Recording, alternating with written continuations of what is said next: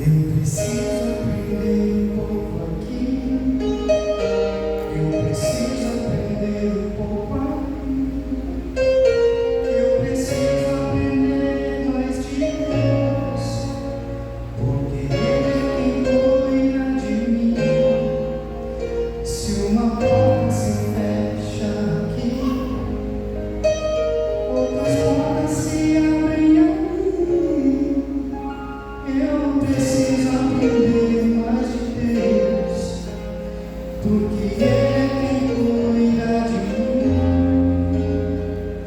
Deus cuida de mim. Deus cuida de mim. Na sombra das suas asas, Deus cuida de mim. Eu amo a sua casa. Eu não estou sozinho, não estou sozinho com você. Deus cuida de mim. Deus cuida de mim. Na sombra das suas asas, Deus cuida de mim. Eu amo a sua casa. Eu estou sozinho por você. Deus cuida de mim. Se a vida não tem direção, é preciso tomar decisão.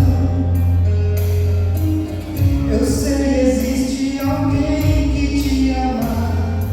Ele estende a mão. Se uma porta se fecha aqui, outras portas se abrem aqui. Eu preciso aprender mais de Deus, porque Ele é quem cuida de mim. Deus cuida de mim. Deus cuida de mim. Na sombra das suas asas, Deus cuida de mim. Eu amo a sua casa. E não estou sozinho, não estou sozinho com você. Eu sei, Deus cuida de mim. Deus cuida de mim. Na sombra das suas asas, Deus cuida de mim. Eu amo a sua casa. E não estou sozinho, eu estou sozinho por você. Deus cuida de mim.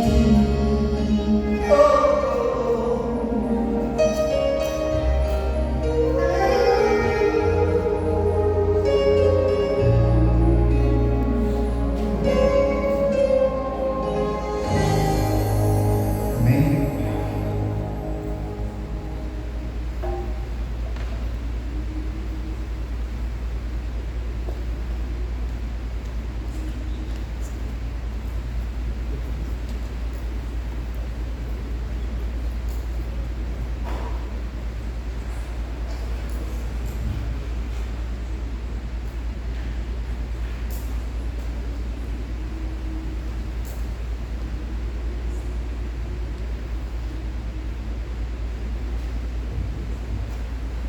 Boa noite.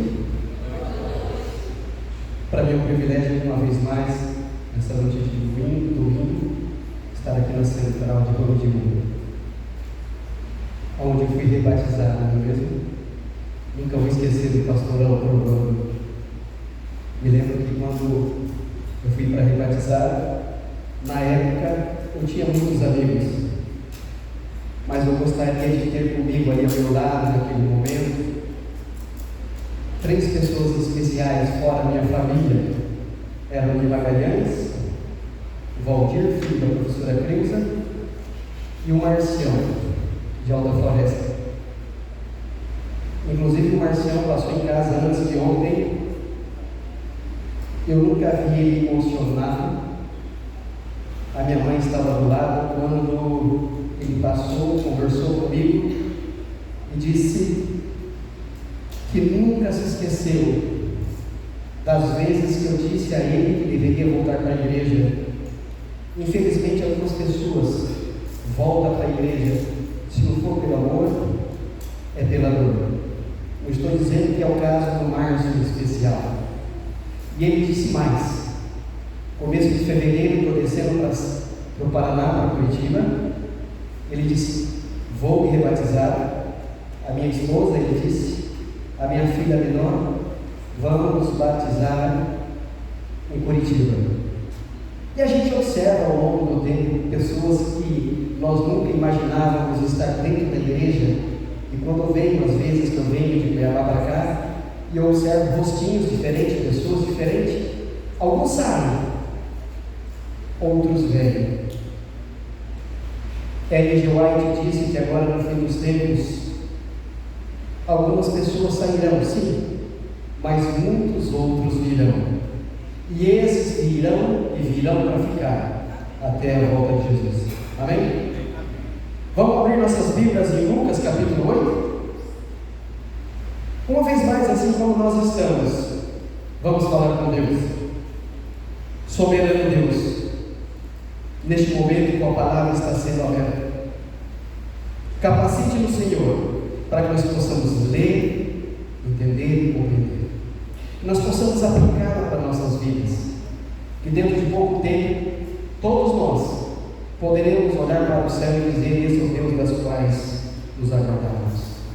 Capacite-me, Senhor, neste momento, que eu possa falar não de mim mesmo, mas que eu possa falar, inspirado pelo poder do Espírito Santo, em nome de Jesus. Amém. Quando nós lemos o capítulo 8 de Lucas, nós observamos muitas coisas que veio acontecendo sobre o poder de Jesus quando ele esteve na terra. Aqui fala das mulheres que assistiam a Jesus, essas mulheres das quais Jesus fez milagre na vida delas. Muitas delas foram transformadas fisicamente, espiritualmente. Mulheres que tinham um poder aquisitivo financeiro muito bom. E a Bíblia menciona que estas mulheres financiavam a Jesus e os apóstolos por onde eles passavam. Ellen White menciona um dos discípulos de Jesus, um dos apóstolos, Judas, o Iscariote, que sistematicamente roubava daquele dinheiro que era para pagar a alimentação por onde eles passavam naquelas cidades, naquela região. Nós vemos aqui também a parábola do semeador, a explicação da parábola, a parábola da candeia. Aqui fala da vida de Jesus, aqui fala da cura do endemoniado de Gadareno. O fato é que esse capítulo menciona que Jesus estava de um outro lado do mar da Galileia. Tomaram o barco e partiram para o outro lado do rio. Jesus esteve naquela região dos Gadarenos, e ali havia um homem que todos tinham medo. Traduzindo para a linguagem de hoje, não havia algemas, cadeias que pudessem segurar aquele homem. E quando Jesus conversa com ele ali naquele momento, Jesus pergunta a ele: quem é você? O capítulo 8 diz, quando Jesus pergunta quem é você, ele diz: nós somos o quê? Legião. E nós sabemos que uma legião são 6.000 homens. Jesus expulsou os demônios daquele homem. A Bíblia relata que eles precipitaram para os porcos precipitaram para o rio e morreram todos afogados.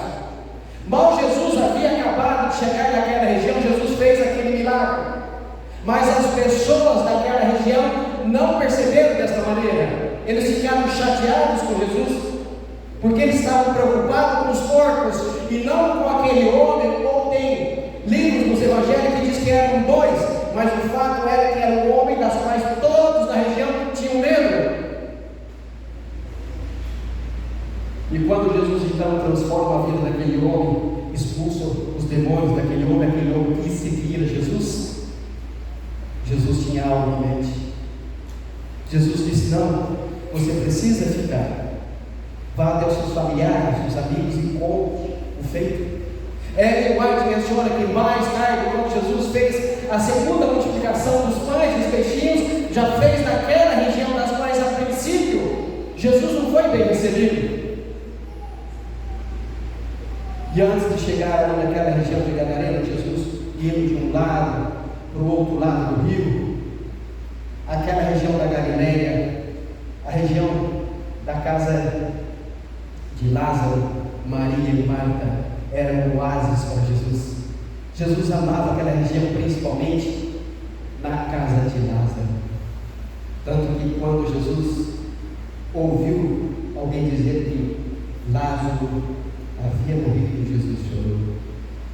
Mas vamos nos deter agora no capítulo 39, 40 em diante. Aconteceu que quando Jesus e a multidão recebeu, porque todos estavam esperando, e eis que chegou um homem de nome Jairo. Jesus estava conversando com a multidão, e ali chega um homem por nome de Jairo, que era príncipe da sinagoga, e prostrando-se aos pés de Jesus, rogava-lhe que entrasse em sua casa, porque tinha uma filha única, quase 12 anos de idade, estava à beira da morte. E indo ele, apertava a multidão. Uma mulher que tinha um fluxo de sangue havia 12 anos, e gastara com os médicos todos os seus haveres, e por nenhum pudera ser curada. Quando por detrás dele tocou na orla de seu vestido, e logo estancou o fluxo de sangue daquela mulher. E disse Jesus: quem é que me tocou? E negando todos, disse Pedro e os que estavam com ele ao seu redor: Mestre, a multidão te aperta, a multidão te oprime. E dizes: quem me tocou? E disse Jesus: alguém me tocou porque tem conhecido que de mim saiu virtude. Alguém me tocou porque de mim saiu poder. Então, vendo a mulher que não podia ocultar-se, aproximou-se, tremendo e prostrando-se ante ele, declarou diante de todo o povo a causa por que havia tocado e como logo sarara.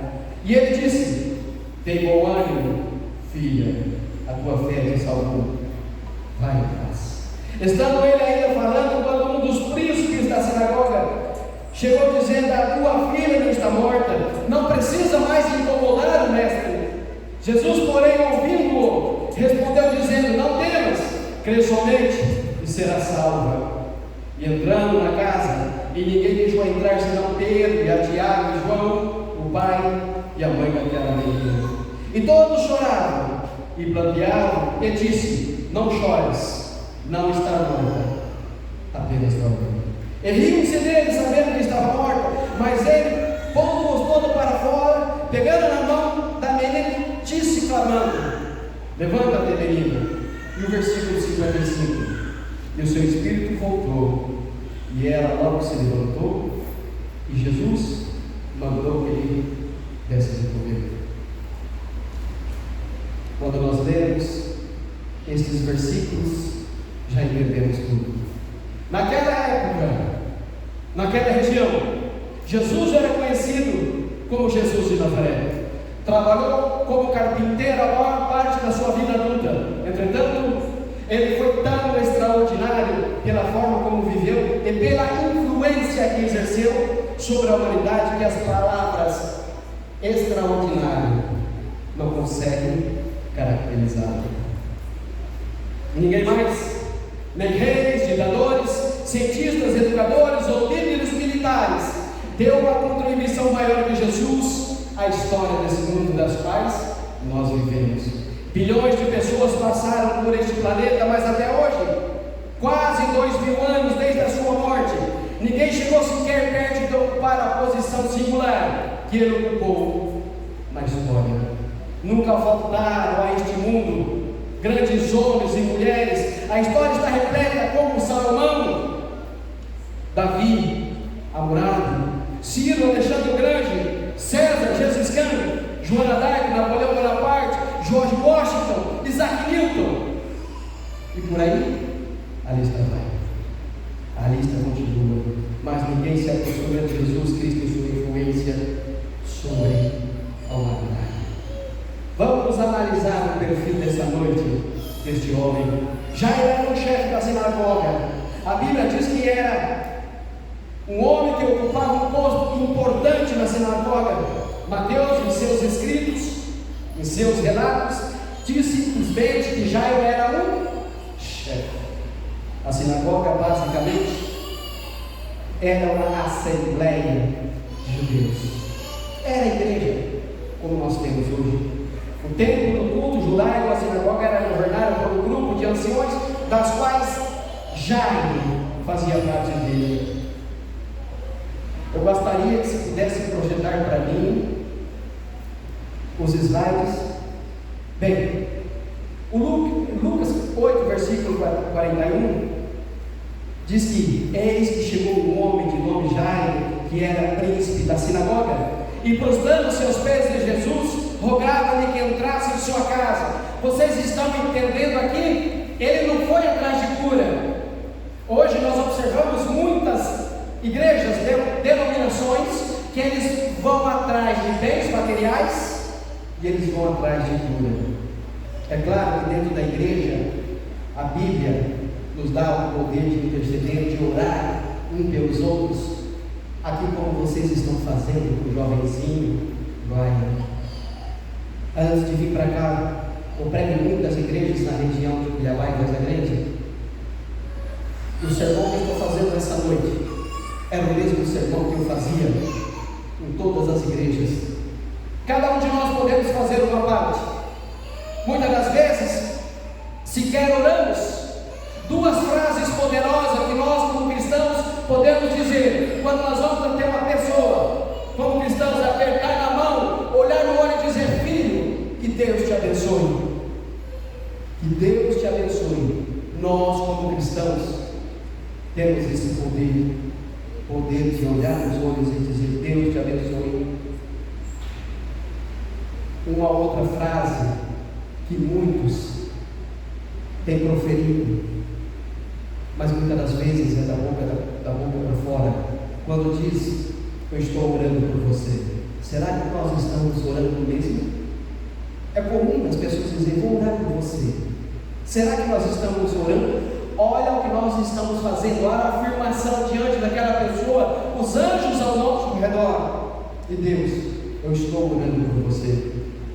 E aqui fala que o homem, Jairo, frágil, impotente, inseguro, limitado, não era um super pai, muito menos detentor de superpoderes.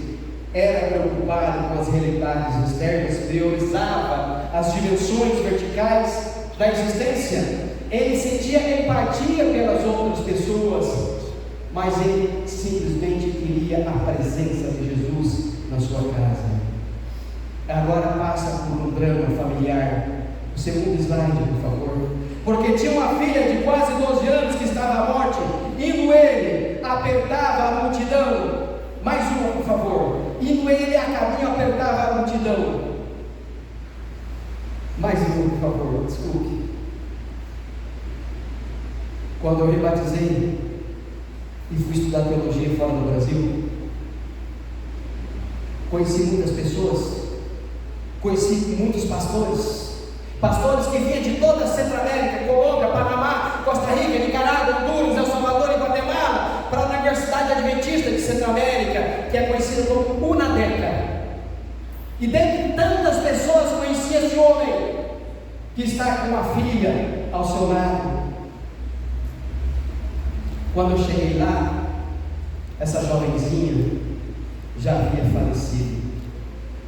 O nome dela era Peniel. E quando ela faleceu, em um dos sermões que o pastor Luiz Molina fez, era o pastor da Universidade UNADECA de Costa Rica, ele disse que por uns dias eles estavam na correria, orando, intercedendo por esta jovem Peniel. A UNADECA inteira, a universidade orando, igrejas de Centro-América, orando por esta jovem, porque conhecia o pai e conhecia esta jovenzinha primeiro. A Bíblia diz que o anjo de Deus acampa ao redor daqueles que os temem e os defende, mas acontecem coisas em nossas vidas das quais nós não entendemos. Chegou o momento da vida dessa jovenzinha que ela deixou de respirar. Segundo o pastor Luiz Molina, ele veio para casa, o corpo da jovem estava sendo preparado para o velório, em seguida sepultado. Ele foi e chamou o filho e a outra filha, o filho hoje também é pastor. Eles estavam no quarto, ele falou assim: venha, vamos para a sala, vamos orar a Deus, vamos agradecer a Deus por esse tempo que Ele permitiu que nossa filha, que a sua irmã Peniel, vivesse ao nosso lado. Lembre-se, filho, segundo ele, agora é uma batalha diária, uma preparação diária até a volta de Jesus. Quando Jesus voltar, a Bíblia menciona o toque da 7ª trombeta, poderemos rever a minha filha, a sua irmã. E é isso o desejo de muitas pessoas dentro desta igreja. Desde quando cheguei aqui em 1997, quantas pessoas estavam nas fileiras desta igreja e hoje já descansaram? Quantas pessoas faleceram na pandemia e hoje ainda nós estamos firmes e fortes? Mas aquela família estava passando dificuldade, estava na iminência de perder a sua filha e resultaria em outras perdas, como a alegria, o encanto, o afeto, a ternura, a amizade, solidariedade, cumplicidade, a vitalidade. Aquele homem, Jairo, um homem que sentia empatia pelos outros, era o príncipe da sinagoga, era o chefe, era um homem temeroso de Deus, agora estava à beira de perder a própria filha. Aí vem a postura desse pai, Jairo, humilhação. Aos pés de Jesus os papéis são bem definidos. Jairo, que na sinagoga exercia a função de chefia, vê-se apenas como um servo diante do Senhor. E o versículo 41 fala da intercessão. Jairo não suplicou diretamente pela cura. Não, ele não fez. Ele conhecia quem era Jesus, o seu Deus. Ele conhecia os familiares, as pessoas da sinagoga. Ele não clamou Jesus porque Jesus sabia do problema que estava passando naquele momento, pois sabia que a presença de Jesus na sua casa seria garantida de vitória, de poder e de milagre. E é isso que nós precisamos hoje em nossos lares, é a presença de Jesus. Tendo a presença de Jesus, nós sabemos que tudo será diferente. Aí vem o desafio, estímulo desse pai no versículo 42. Um desafio externo. Era uma grande multidão, e quando Jesus diz: alguém me tocou, eu me colocaria agora no lugar de Pedro, e possivelmente não seria diferente dele, e diria: uai, Jesus, olha a multidão que está ao seu redor, todos se tocam. Talvez seria essa a minha atitude, porque eu me conheço e eu sei que eu preciso mudar muito. Uma mulher que tinha um fluxo de sangue havia 12 anos, a Bíblia menciona, e gastaram os médicos todos os seus haveres, e por nenhuma cura, por nenhum dinheiro, conseguiu a cura. Antes de eu estudar teologia, muitos daqui vão lembrar da morte de um homem aqui de Bandura chamado Chinelão. Era um homem que muitos gostavam de fazer negócio com ele. Eu me lembro que passei a noite, porque os filhos dele eram meus amigos, e eu conhecia o Chinelão também, e eu amanheci o dia ali na casa do Chinelão. Mas chegou um momento, era mais ou menos meia-noite e meia, 1h eu percebi, eu estava sentado e a porta assim, para a rua, o corredor, um rapaz, um homem, parou o carro na contramão. Na minha cabeça na hora veio, como pode o cara parar na contramão? Ainda mais o quartel da Polícia Militar que está logo à frente. Na minha cabeça, eu já condenei aquele rapaz, porque estava parando na contramão. Eu observei que a porta abriu, e ele pegou uma perna com uma mão, em seguida ele pegou a outra perna e saiu para fora. Eu não lembrava dele mais, mas eu conheci quando cheguei aqui em Rony de Moura. Ele é conhecido como irmãozinho. Ele ficou muitos anos fora do Brasil, nos Estados Unidos, trabalhando, montou uma empresa. E muitas das vezes, pessoas que iam da nossa região para lá, ele empregava, ele dava serviço, ele estava regular, ele estava certo. Houve um acidente. E ele estava nas alturas, limpando o vidro, o andaime se desprendeu, ele caiu e da cintura para baixo nunca mais movimentou. E conversando com ele ali, de madrugada, ele contou que havia recebido uma indenização, se não me falha a memória, era em reais, como se fosse 19 milhões. Conversando um pouco mais, ele disse que sentia falta de correr e de jogar no futebol. Sabe o que ele me disse?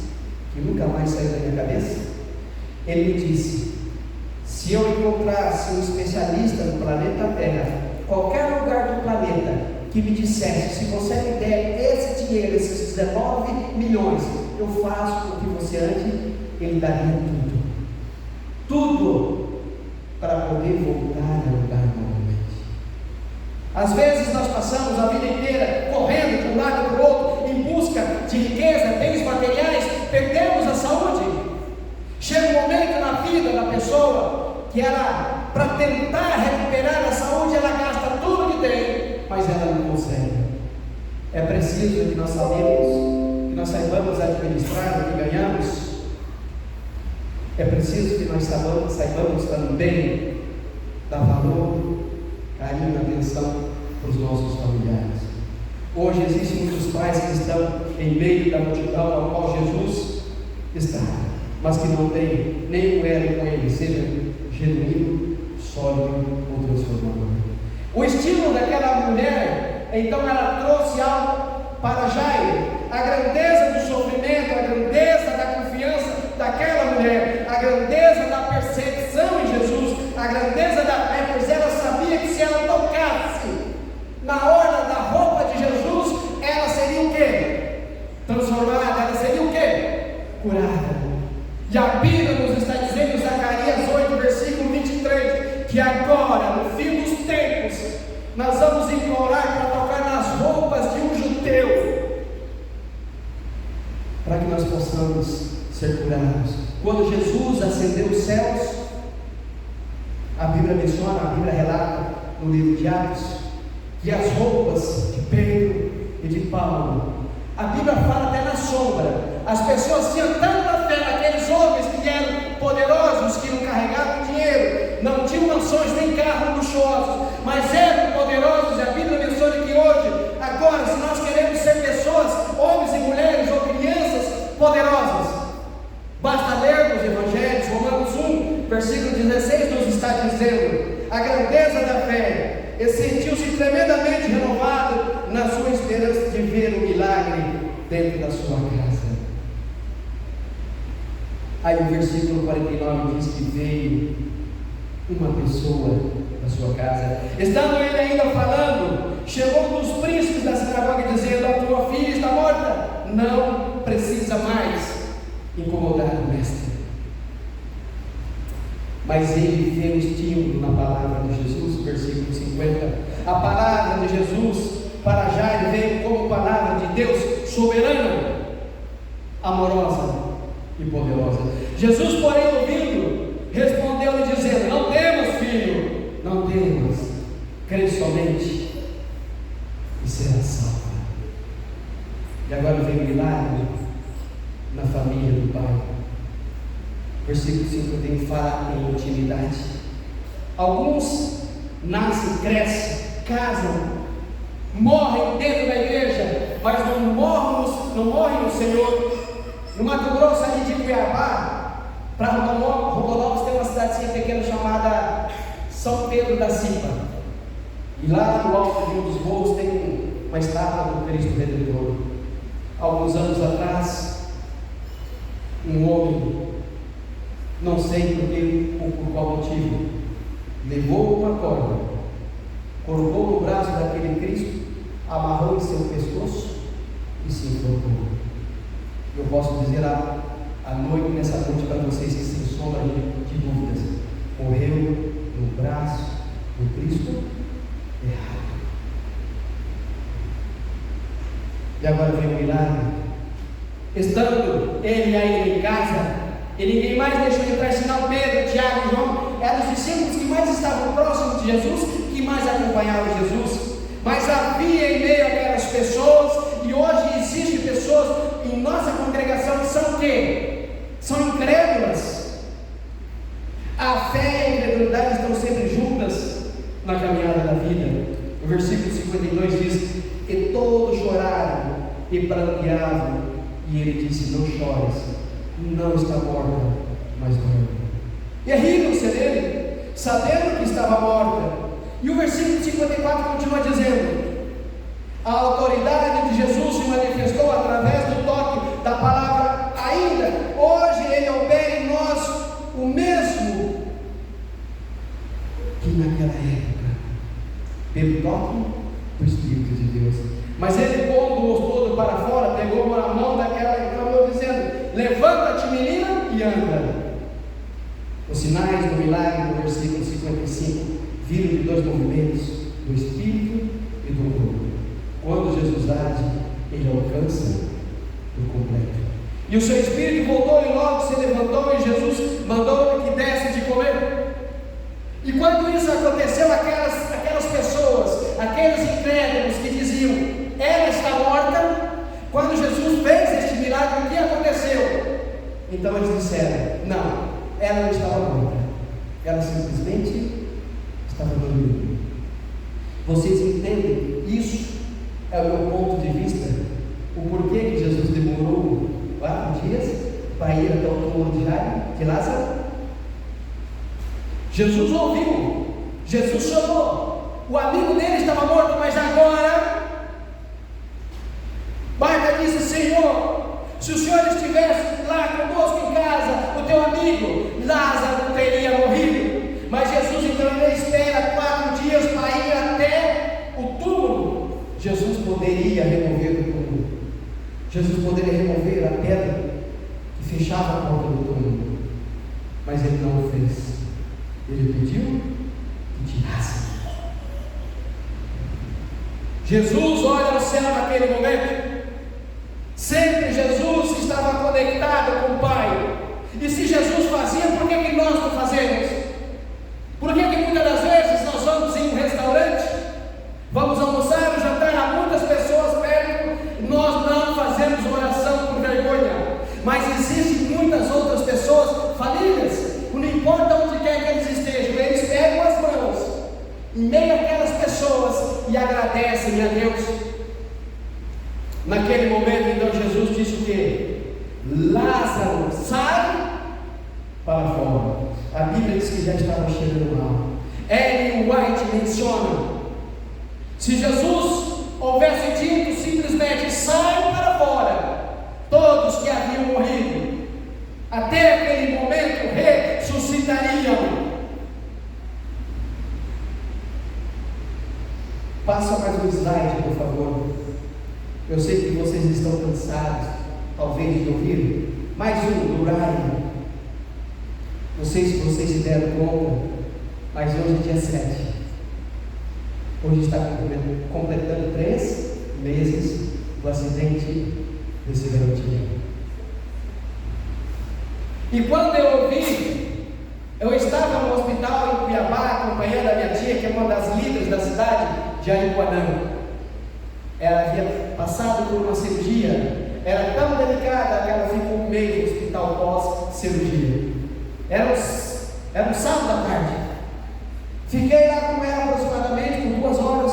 Cheguei em casa à noite, tomei banho, E eu ia preparar o lanche, nisso meu telefone tocou. A minha irmã me ligou e disse: Marcos, com a voz tremendo, sofremos um acidente. Mas antes, quando ela me ligou, desculpa, ela falou: Marcos, você ficou sabendo o que aconteceu? Eu disse: não, acabei de vir do hospital, a tia está bem? Ela falou: não, sofremos um acidente. A voz tremendo. Eu entrei em desespero, mas ela disse: fique tranquilo, nós estamos em observação, eu e a Yasmin. Ela me contou a história. Em breve vamos para casa. Vou falar o que aconteceu aqui para vocês, para que isso não aconteça nunca mais, principalmente comigo. Quando ela falou aquilo, me senti aliviado. Ela estava no hospital. Desliguei o telefone e fui preparar o lanche. Naquele momento eu entrei em contato com a minha mãe. Algo caiu sobre mim e eu entrei em desespero, porque a minha irmã e a minha sobrinha estavam bem, mas ela disse para mim que o Brian não estava bem. Mas aparentemente o Brian para mim não estava me importando. E é isso que já eu sentia pelas pessoas, empatia.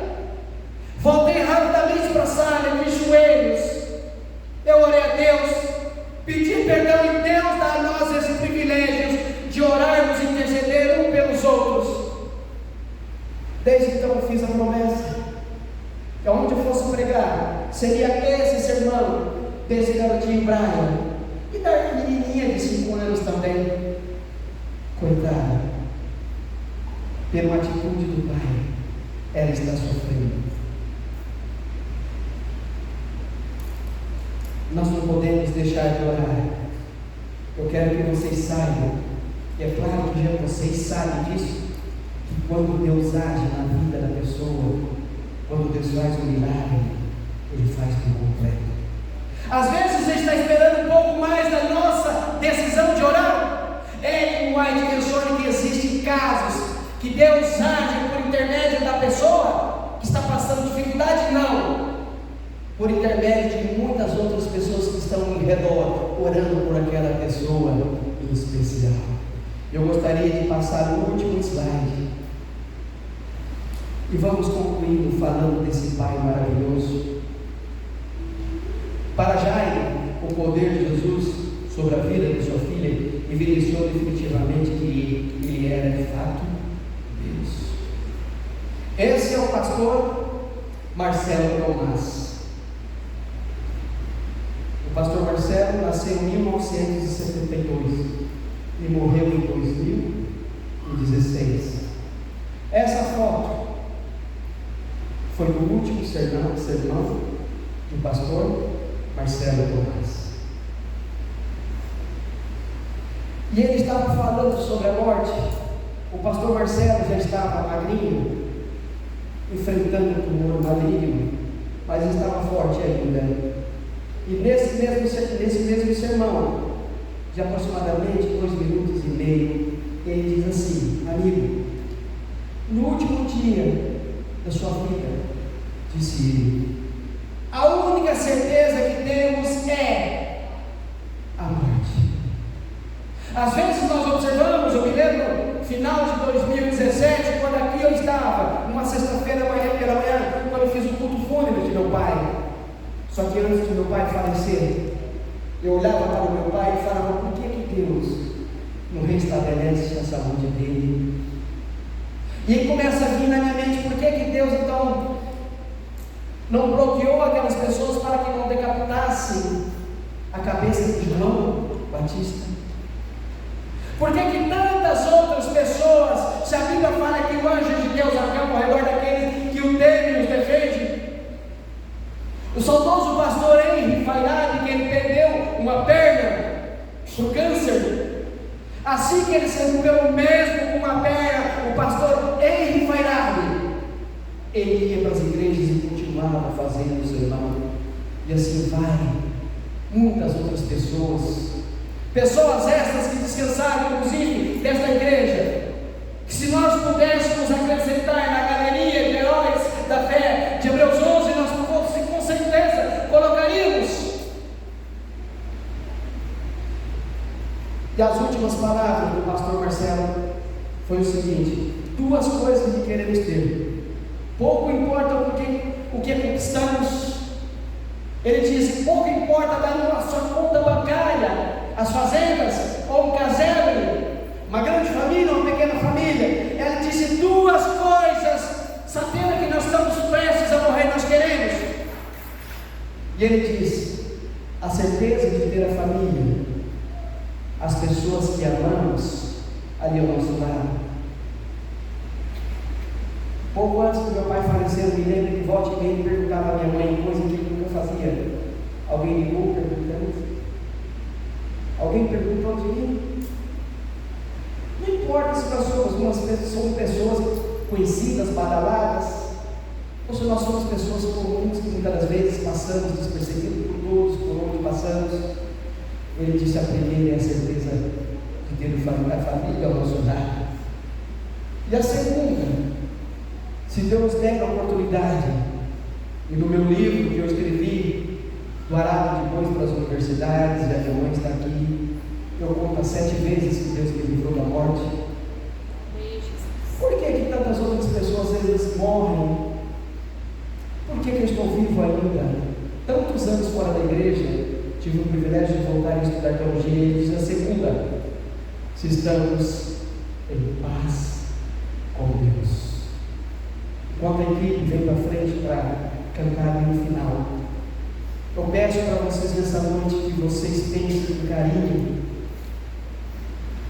que vocês reflitam e desejem a presença de Deus em seus lares. O que nós estamos precisando agora, como igreja e como pessoas, agora no fim dos tempos, é reavivamento e reforma. E lembre-se, reavivamento sem reforma é legalismo. Reforma sem reavivamento é sentimentalismo. Agora, reavivamento e reforma prepara o povo, prepara a igreja para a vinda de Jesus. Amém? Vamos colocar em pé e cantar no final?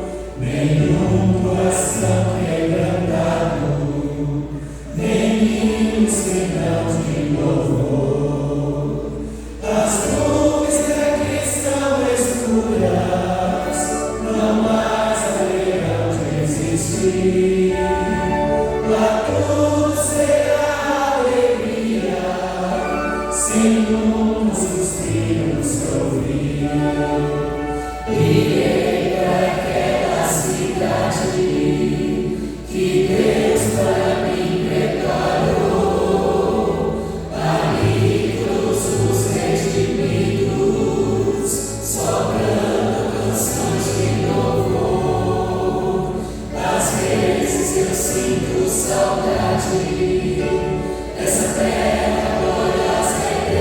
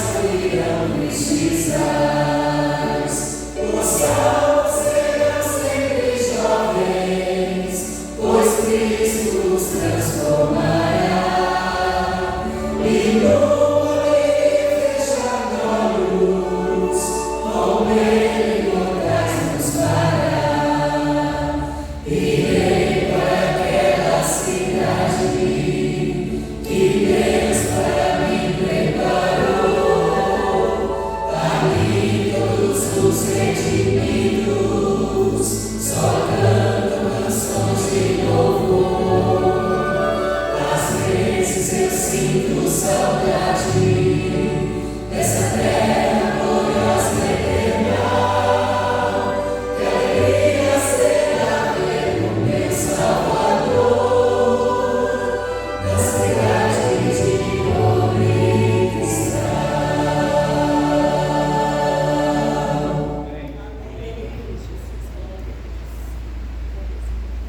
é a cidade de ouro e cristal. Ellen White, em seu livro, Visões do Céu, nos dá um prelúdio do que será. Eu quero reencontrar o meu pai, meus avós, pessoas que amávamos, mas para isso eu preciso querer a presença de Deus na minha vida e na minha casa. E com esse pensamento, vamos terminar com uma oração. Querido Deus, muito obrigado, Senhor, porque até aqui o Senhor tem nos abençoado, nos guiado e nos protegido. Obrigado, Senhor, por permitir que nós pudéssemos interceder um pelos outros. Precisamos sentir empatia, precisamos sentir o Senhor nos usando frente a outras pessoas. Esta igreja tem clamado há 3 meses pela saúde e restauração do jovenzinho Brian. Não podemos esquecer de pedir pelos seus pais que estão tendo uma paciência, que o Espírito de Deus possa estar com eles, com os familiares e os amigos próximos. E foram mencionados aqui no momento, no começo, outras pessoas também que estão passando dificuldades, seja ela financeira, o rapaz que está no hospital devido ao acidente que aconteceu. E assim sabemos que ao redor do planeta, em leito de hospitais, existem muitas outras pessoas. E aí eles clamam ao Senhor humildemente que o Senhor possa visitá-los. Humildemente clamo uma bênção especial à congregação desta igreja. Peço uma bênção especial à liderança, os diáconos, as diaconias, os anciões, as anciãs. Em especial, peço uma bênção especial à família pastoral, que no ano de 2024 estará à frente desta congregação. Que ambos, todos unidos, em breve poderão olhar para o céu e dizer a Deus: esse é o Deus das quais nos aguardávamos. Que teus santos anjos estejam conosco agora, retornarmos aos nossos lares, e nós possamos chegar em paz, em segurança, em nome de Jesus.